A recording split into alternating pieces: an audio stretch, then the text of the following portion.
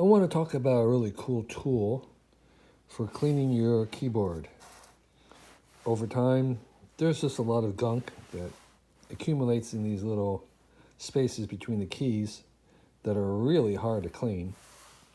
But there is a way, and that way is this goopy, slimy stuff, Color Corral, which is a dust cleaner. It's kind of sticky, and it picks up dirt and grit and grunge, and it's very weird stuff. So here's a bunch of it. This is a little too wet and kind of sticks to my fingers, but if you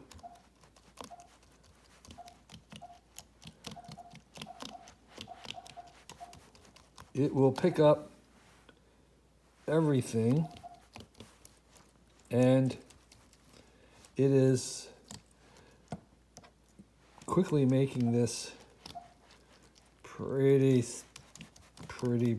crispy. So it's not going to get all kinds of stains that are stuck in there, but it will get most of the stuff, crud, hair, dandruff, all kinds of things stuck in there. And so you can reuse it. This is a little wet and kind of sticks to things, but you can keep it in the bowl here, and it will you know, it can be reused, I guess is what I'm saying. So that's it.